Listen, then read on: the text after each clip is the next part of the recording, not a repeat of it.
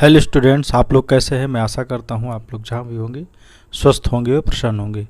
Students, translation की और tenses की इसी क्रम में आज हम लोग डे 9 में या पार्ट 9 में फिर वही का 4 कंटेंट को लेकर मैं आया हूं आपके सामने। सबसे पहले मैं आपको प्रीवियस होमवर्क सॉल्यूशन ना करके सबसे पहले मैं ये पार्ट करूँगा प्रेजेंट परफेक्ट टेंस के बारे में। इसको हम लोग डिटेल में पढ़ेंगे। उसके बाद में मैं आपको होमवर्क दूंगा, तब हम लास्ट में आपको प्रीवियस होमवर्क को सॉल्यूशन लास्ट में हम लोग करेंगे। तो स्टूडेंट्स, चलो हम लोग शुरू करते हैं अपना बिना समय नष्ट किए हुए। सबसे पहले है present perfect tense. Present perfect tense का मतलब क्या होता है। जैसे प्रेजेंट टेंस हमारा है, प्रेजेंट का मतलब वर्तमान काल, और उसमें परफेक्ट का मतलब कंप्लीट या पूर्ण होता है, टेंस का मतलब काल ही होता है। तो वर्तमान काल में जब कोई कार्य कंप्लीट हो चुका हो, ये आपको पता लगे, जब कोई वर्तमान समय में कोई कार्य एकदम कंप्लीट हो गया हो तो वही प्रेजेंट परफेक्ट टेंस होता है। इस टेंस के वाक्य में काम का वर्तमान काल में पूरा हो जाना पाया जाता है। वाक्यों के अंत में चुका है, चुकी है, चुके हैं, या फिर वर्ब में आ की मात्रा है, या है बड़ा की मात्रा है, ए की मात्रा है, ये सब चीज़ें आई हैं तो वो सब क्या कहलाते हैं, और लास्ट में हैं लगा जरूरी है, तो आपका क्या हो जाएगा, ये आपका प्रेजेंट परफेक्ट टेंस होता है। स्टूडेंट्स, बहुत ध्यान से समझिएगा। प्रेजेंट परफेक्ट टेंस हमारा ये वर्तमान काल में किसी कार्य का कंप्लीट होना। जैसे मैंने आपसे बता दिया कि वो दिल्ली गया, तो वो दिल्ली गया क्या है, ये पास्ट इंडेफिनिट का हुआ, बट मैं गया क्या लास्ट में है लगा दूं, जैसे वो दिल्ली गया है, तो वो दिल्ली गया है का मतलब ये प्रेजेंट परफेक्ट में हो जाएगा, क्योंकि गया वर्ब के अंत में आ की मात्रा है और तुरंत बाद है लगा है, या वह दिल्ली जा चुका है, ऐसे कंडीशन में वो प्रेजेंट परफेक्ट हो जाता है। और वही मैं वह दिल्ली गया है में है हटा दूं तो वह दिल्ली गया हो गया, तो पास्ट इंडेफिनिट हो जाएगा। तो इस तरह से हमको समझ लेना है पास्ट इंडेफिनिट और प्रेजेंट परफेक्ट में डिफरेंस क्या होता है। अब हम लोग देखते हैं, सबसे पहले अफर्मेटिव सेंटेंस आता है, जिसे हम कहते हैं स्वीकारात्मक वाक्य या सकारात्मक वाक्य कहते हैं। इसमें नेगेटिव नहीं होता है, न इंट्रोगेटिव होता है। इस तरह के वाक्य के बारे में हम समझेंगे। तो इसके लिए देखेंगे स्ट्रक्चर हमारा क्या होता है अफर्मेटिव सेंटेंस का।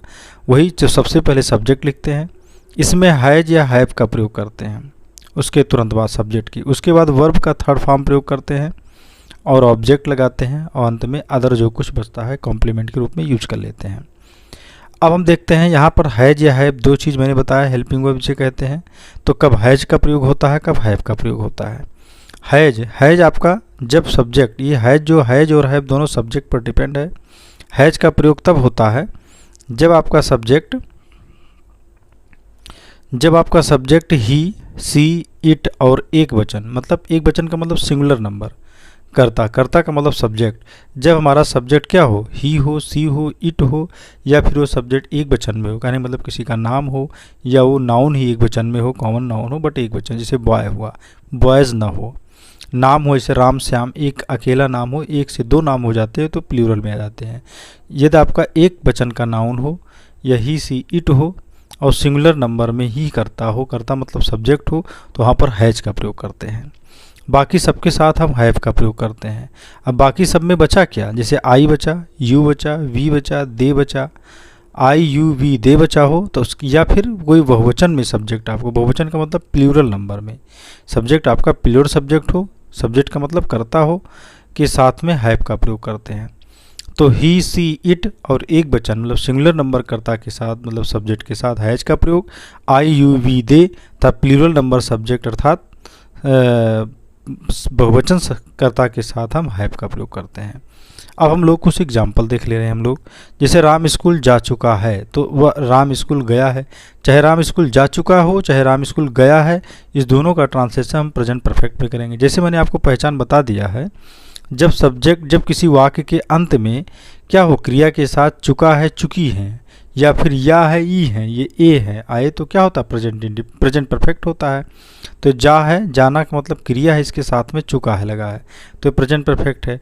यदि ये होता हुआ राम स्कूल गया है, तो या गए, जाना जो क्रिया है इसके साथ आ की मात्रा लगा है, गया, तो उसके तुरंत बाद है लगा है, इसका मतलब भी प्रेजेंट परफेक्ट हो गया। अब प्रेजेंट परफेक्ट के अफर्मेटिव सेंटेंस में नहीं है, ना ये इंट्रोगेटिव सेंटेंस है। ऐसे सेंटेंस का ट्रांसलेशन मैंने स्ट्रक्चर आपका बताया, सब्जेक्ट होता है, तो सब्जेक्ट क्या है, राम है, तो यहाँ पर लिखेंगे राम। और सब्जेक्ट पता करने में नहीं समझ में आ रहा है तो ये सेंटेंस में कौन लगाकर क्वेश्चन पूछिए, जो उत्तर मिले वो आपका सब्जेक्ट हो। राम स्कूल जा चुका, कौन स्कूल जा चुका, राम, तो राम सब्जेक्ट हो गया। उसके बाद क्या लगता है सबसे, हैज या हैव, हैज या हैव लगता है। तो अब यहाँ राम नाम है किसी का, मैंने बताया था नेम होता है तो हैज का प्रयोग होगा, तो हैज यहाँ पर लग जाए, राम हैज। उसके बाद क्या होगा, वर्ब का थर्ड फॉर्म लगेगा। तो इसमें जाना है, जाना का अंग्रेजी गो होता है, गो का थर्ड फॉर्म क्या होता है, go first form, went second form और गॉन थर्ड फॉर्म। तो यहाँ पर क्या हो जाएगा, थर्ड फॉर्म में गॉन हो जाएगा। गॉन कहाँ जा चुका है, स्कूल, तो टू स्कूल।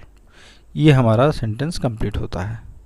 तो ये राम स्कूल गया है तब भी Ram has gone to school होगा, राम स्कूल जा चुका है तब भी Ram has gone to school ही होगा।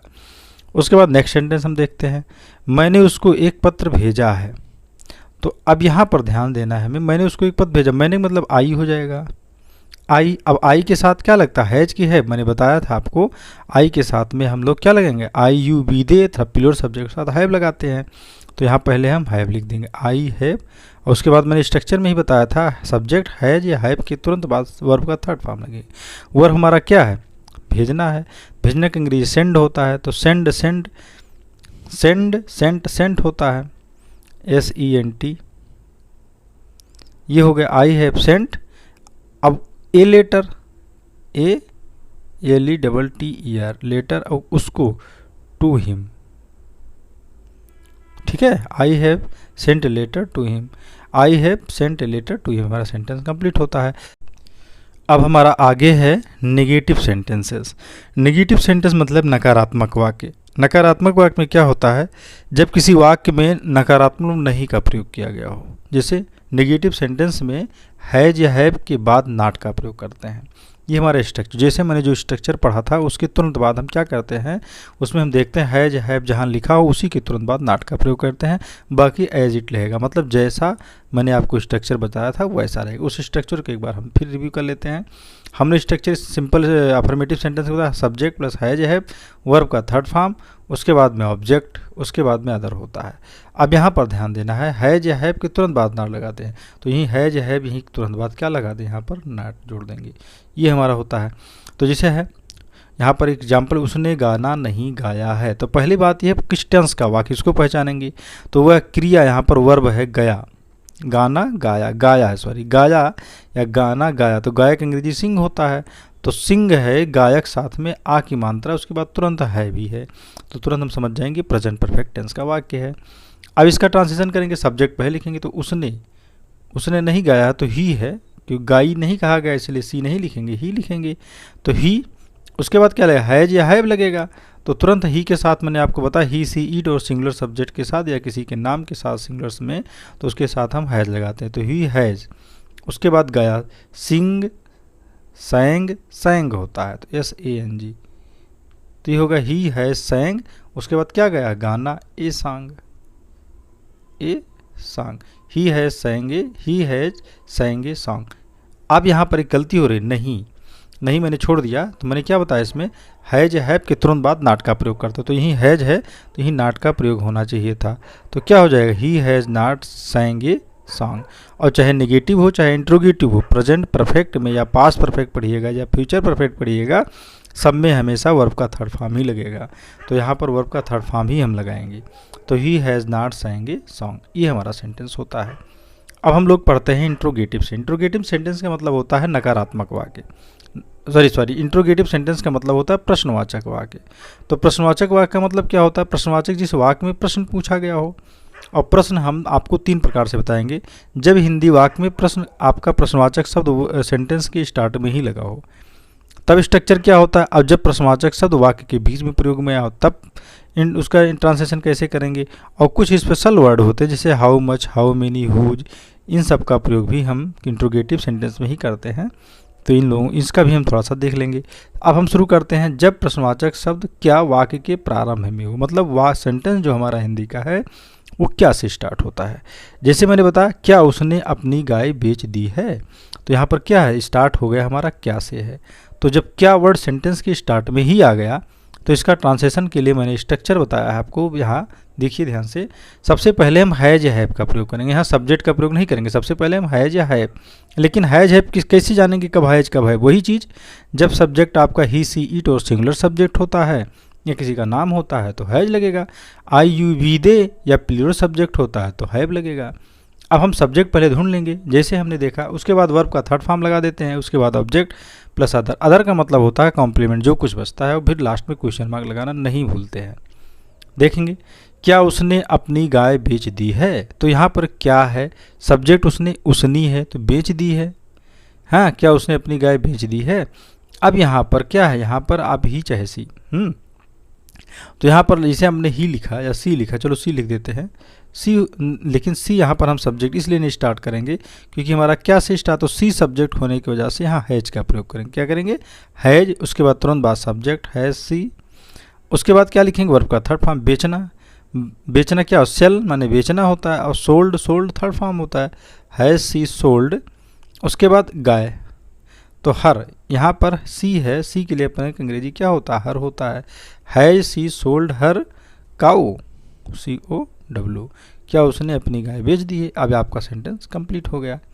यदि यहाँ ही होता तो हैज ही सोल्ड हिज काऊ हो जाता, इस तरह से सेंटेंस होता। अब हम लोग आगे देखेंगे, क्या मैंने एक चोर पकड़ा है, तो यहाँ भी क्या है, तो यहाँ पर सब्जेक्ट क्या है, आई है, तो यहाँ पर हैव लगेगा।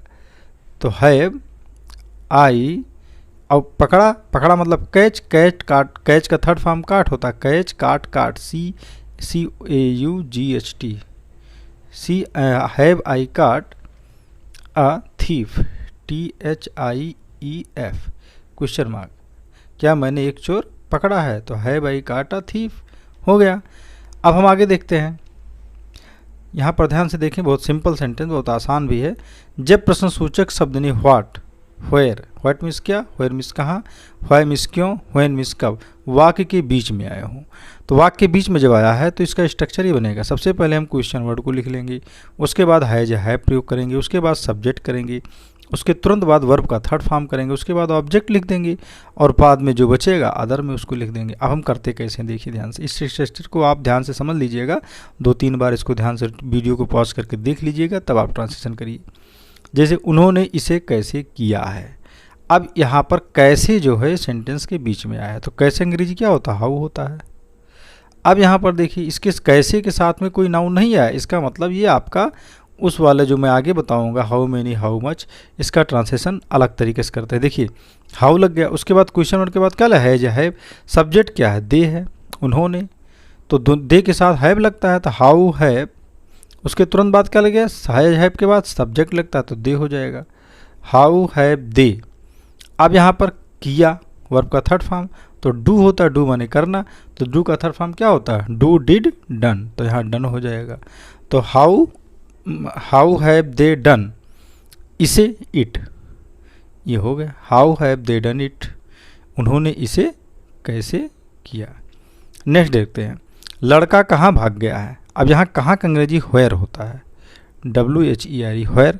उसके बाद क्या लगता है, जो है, तो लड़का सिंगुलर में है, तो व्हेयर, क्वेश्चन वर्ड के बाद हैज हैव लगाओ, तो यहाँ लड़का सिंगुलर इसलिए हैज, व्हेयर हैज, उसके बाद सब्जेक्ट आता है तो बॉय, लड़का अंग्रेजी बॉय होता है, व्हेयर हैज बॉय। अब यहाँ वर्ब का थर्ड फॉर्म, रन, रैन, रन, तो run away, RUN run, AWAY, इस तरह से हमारा सेंटेंस कंप्लीट हो। Where has boy run away, बच्चा कहाँ भाग गया, ये हमारा होता। अब हम लोग आगे, अब इंट्रोगेटिव का एक अलग टाइप का है। देखिए, जब प्रश्न सूचक शब्द how many, how many means होता है कितने, हाउ मेनी का प्रयोग काउंटेबल होता है। जब हम किसी चीज़ को काउंट कर लें तो वहाँ पर हम हाउ मेनी का प्रयोग करते हैं। हाउ मच माने कितना, जब हम किसी चीज़ को गिन नहीं सकते हैं, उसको हम नाप सकते हैं, तो वहाँ हाउ मच होता है। व्हिच मीन्स होता है कौन सा, हुज मीन्स होता है किसका, आदि शब्द का प्रयोग हुआ हो तब हम कैसे करते हैं। तो ये सारे क्वेश्चन वर्ड जो है इसको हम पहले लिख देते हैं क्वेश्चन वर्ड, उसके साथ में एक रिलेटेड नाउन होता है। जैसे कितने लड़के आज कक्षा में आए हैं, तो कितने हैं, हाउ है, तो हाउ के साथ हाउ मेनी लड़के काउंटेबल होता है, तो एक नाउन आया है लड़का या लड़के, तो boys, how many boys. How many क्यों किया मैंने, क्योंकि यहाँ काउंट, लड़कों को काउंट किया जा सकता है, हाउ मेनी, उसके बाद सब्जी से रिलेटेड नाउन बॉयज है। तो हाउ मेनी बॉयज हो जाता है। तो क्वेश्चन वर्ड फिर रिलेटेड नाउन फिर सब्जेक्ट लिखेंगे होगा तो उसके बाद हैज है फिर वर्ब का थर्ड फॉर्म उसके बाद ऑब्जेक्ट उसके बाद अदर या क्वेश्चन मार्क लास्ट में जरूर लिख देंगे। अब कितने लड़के आज कक्षा में आए हैं, तो सबसे पहले लड़के काउंटेबल है इसलिए लिखेंगे हाउ मेनी, क्वेश्चन के अकॉर्डिंग हाउ मेनी, उसके related noun boys, how many boys. उसके बाद क्या होता है, सब्जेक्ट इसमें है ही नहीं, हाउ मेनी बॉयज। उसके बाद क्या देखते हैं, हैज या हैव। अब जब हाउ मेनी बॉयज प्लूरल है, ये सब्जेक्ट हो गया तो यहाँ हैव लगेगा। How many boys have come came come, आना है, आना का अंग्रेजी कम होता है। How many boys have come in the class, in the class today. ये आपका सेंटेंस कंप्लीट होता है। अगला देखते हैं हु, प्रश्नसूचक शब्द का प्रयोग। इसी तरह से और भी सारे प्रश्नसूचक वर्ड हैं, इसका भी तुरंत इसके से संबंधित नाउन लिखते हैं और इसी स्ट्रक्चर का फॉलो कर लेंगे। व्हिच का भी, हुज का भी, हाउ मच का भी, इस तरह से आप ट्रांसलेशन समझेंगे। नेक्स्ट देखते हैं हु मीन्स कौन होता है, प्रश्नसूचक शब्द का प्रयोग कैसे करते हैं, स्ट्रक्चर देख लीजिए। पहली बात तो मैं बार बार आपको हर वीडियो में बताया, हु का प्रयोग जो होता है भले ही इंट्रोगेटिव वर्ड है, ये बीच में है या स्टार्ट में है, इसे नहीं मैटर करता। ये आपका सब मतलब अफर्मेटिव सेंटेंस जो सिंपल सेंटेंस की तरह होता है उसी तरह से इसका ट्रांसलेशन होता है। हु को सब्जेक्ट मान लिया जाता है, हु को सब्जेक्ट के स्थान पर रखते हैं। उसके बाद हैज या हैव का प्रयोग करिए, अधिकतर हैज ही होता है क्योंकि हु कोई थर्ड पर्सन ही होगा। उसके बाद वर्ब का थर्ड फॉर्म करते हैं, फिर ऑब्जेक्ट लिख के अदर लिख देते हैं प्लस क्वेश्चन मार्क। मतलब जो ऊपर वाले मैंने इंट्रोगेटिव जितने बताए उससे अलग है। चलो फिर देखते हैं कौन अपनी पुस्तक लाया है। तो कौन मतलब हु, अपनी पुस्तक कौन लाया है या कौन अपनी पुस्तक लाया है, ऐसे भी हो तो हु हो गया। उसके बाद हैज लगाएंगे, इसमें हु के साथ में हैज लगता है, हु हैज। उसके बाद वर्ब का थर्ड फॉर्म लाया, लाना का अंग्रेजी क्या होता है, ब्रिंग। तो bring, brought, brought, B R O U G H T, B R O U G H T, who has brought. अब who has brought his book, अपनी पुस्तक, कौन अपनी पुस्तक लाया है, तो who has brought his book, question mark यहाँ लगा कर खत्म कर देंगे। अब एक चीज़ ध्यान दो, यहाँ नहीं होता तो कहाँ ला, सब्जेक्ट के बाद नहीं, क्योंकि सब्जेक्ट हमारा ये हु ही मान लेते हैं, तो यहाँ सब्जेक्ट कुछ है ही नहीं। तो हु हैज नॉट, ये इंट्रोगेटिव निगेटिव सेंटेंस की तरह करने से हैज के तुरंत बाद नॉट लगता था या हैव के तुरंत बाद नॉट लगता था, ऐसे हु हैज नॉट, तब क्या हो जाता, who has not brought his book. जब निगेटिव होता है, कौन अपनी पुस्तक नहीं लाया है, तब इसका translation who has not brought his book कर देते हैं। अब हम लोग देखते हैं इंट्रोगेटिव निगेटिव सेंटेंस। बहुत सिंपल है, इसको देख लीजिए एक बार। इंट्रोगेटिव निगेटिव सेंटेंस का मतलब होता है प्रश्नवाचक वाक्य भी हो, उसमें प्रश्न भी पूछा गया हो और वो निगेटिव में भी हो, ठीक है। तो इसकी अंग्रेजी में इसका हम ट्रांसलेट करते हैं कैसे, इंट्रोगेटिव निगेटिव सेंटेंस में सब्जेक्ट के तुरंत बाद नॉट का प्रयोग करेंगे। ध्यान दीजिएगा, सब्जेक्ट के तुरंत, हैज हैव के बाद नहीं, सब्जेक्ट के तुरंत बाद नॉट का प्रयोग करते हैं। जैसे मैंने बताया, तुमने यह पुस्तक क्यों नहीं पढ़ी है। सबसे पहले तो इंट्रोगेटिव सेंटेंस मैंने पहचान लिया, वो नेगेटिव भी है, तो क्यों की अंग्रेजी हम इस बीच में है इसलिए पहले लिखेंगे, तो व्हाई, तो व्हाई हो गया। उसके बाद क्या लिखेंगे, व्हाई के बाद में हैज हैव का प्रयोग करेंगे। हैज हैव है क्या, यू है सब्जेक्ट आपका, तो यू के अकॉर्डिंग हैव होता है, व्हाई हैव। अब उसके बाद सब्जेक्ट आता है, तो व्हाई हैव यू, और यहाँ पर नेगेटिव है तो मैंने क्या बताया है कि सब्जेक्ट के तुरंत बाद नॉट लगेगा, तो ये सब्जेक्ट ये आपका यू है तो इसके तुरंत बाद नॉट लगेगा। Why have you not, verb का थर्ड फॉर्म पढ़ी है, तो रीड क्या होता है, रीड रीड रीड तीनों फॉर्म एक ही होता है, रीड। तो why have you not read. अब ऑब्जेक्ट क्या आता है, यह पुस्तक, दिस बुक, दिस बुक, ये हमारा सेंटेंस, तुमने यह पुस्तक क्यों नहीं पढ़ी है, why have you not read this book. ये हमारा सेंटेंस कंप्लीट होता है। अब स्टूडेंट्स ये ध्यान दीजिए, हम आपको होमवर्क दे रहे हैं, ये होमवर्क आपका सोल्यूशन नेक्स्ट वीडियो में दिया जाएगा, और प्रीवियस वीडियो जो आपका पिछला वीडियो है इसका सोल्यूशन हम अब इस वीडियो में आपको देंगे। इसको ध्यान से सुनिएगा, पहले इस होमवर्क इसको देख लीजिए, ये आपके सारे होमवर्क है, 10 सेंटेंस आपके सामने है, इसको पहले आप कर लीजिएगा और नेक्स्ट वीडियो का वेट करिए, उसमें इसका सोल्यूशन दिया जाएगा और एक्सप्लेनेशन के साथ। आपको फिर भी कोई डाउट उस एक्सप्लेनेशन में आपको रही तो आप कमेंट बॉक्स में कमेंट कीजिए। संदेश हमारे साथ लगे रहिए, आपका ट्रांसलेशन हम और मजबूत कर देंगे।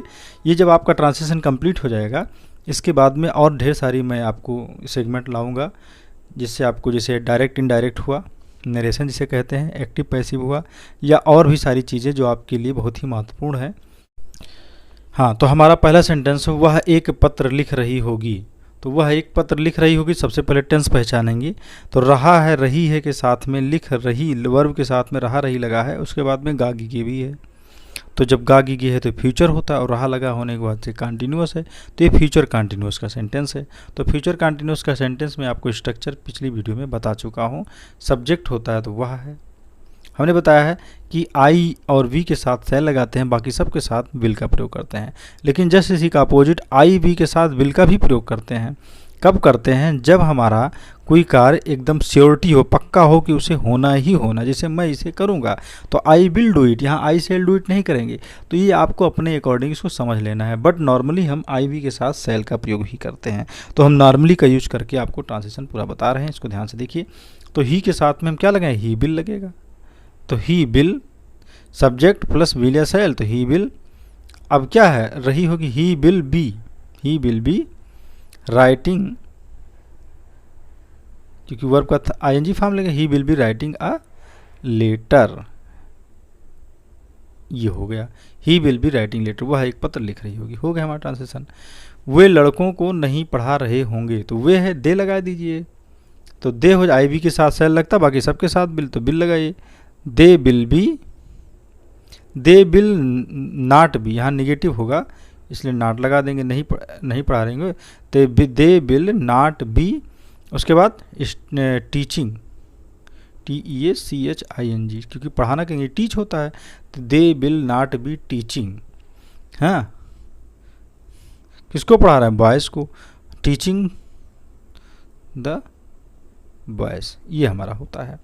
नेक्स्ट देखते हैं, क्या मैं अपने गांव पैदल जा रहा हूँगा। अब ये क्या से स्टार्ट है? अब देखिए, रहा हूँगा तो विल या सेल का प्रयोग पहले कर लेंगे। तो मैं है इसलिए सेल लगाइए, shall I, shall I be going on foot, on foot मैंने पैदल होता है, going on foot, shall I be going on foot, ये हमारा सेंटेंस। क्या अब कहाँ? अपने गांव, टू हिज विलेज, VILLAGE, ये हो गया।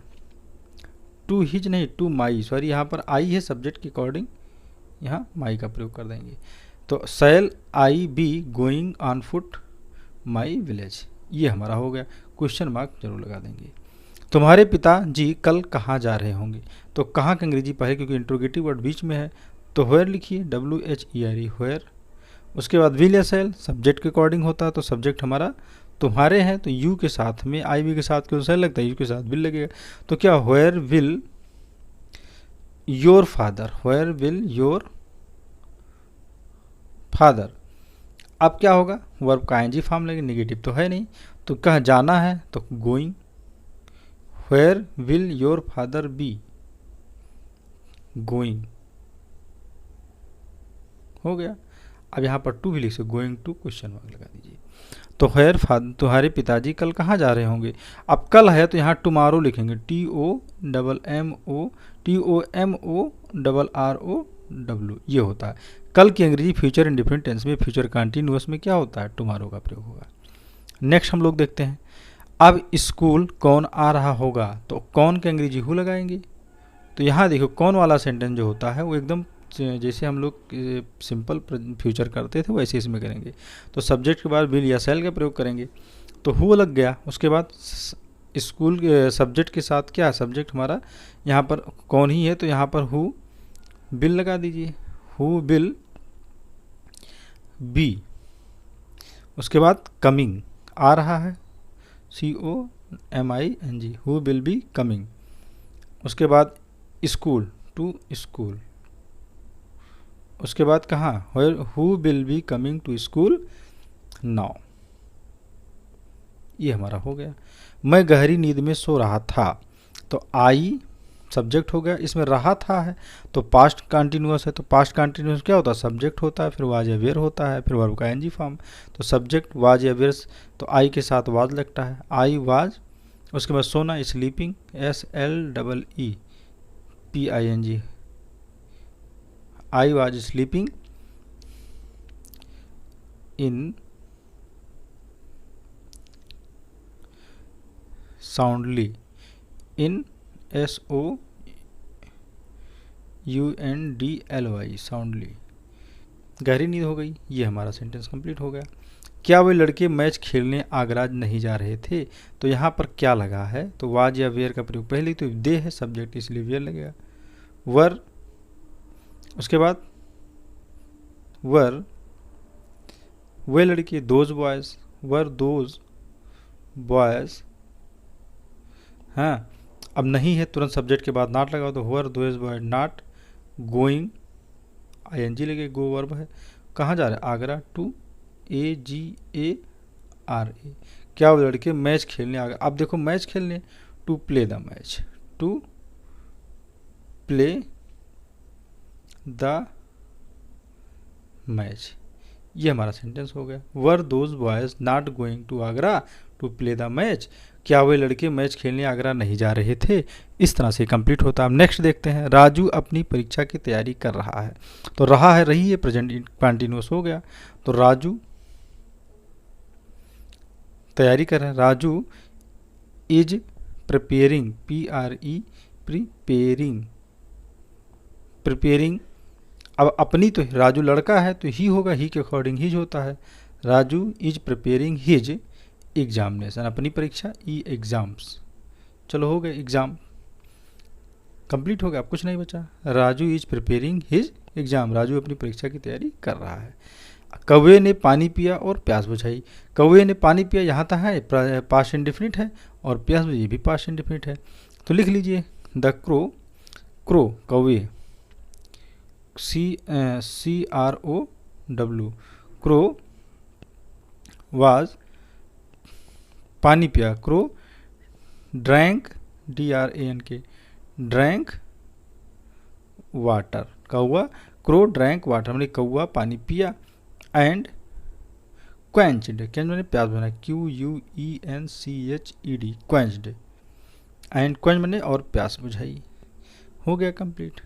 नेक्स्ट, रवि का भाई तुमको गाली क्यों देता है?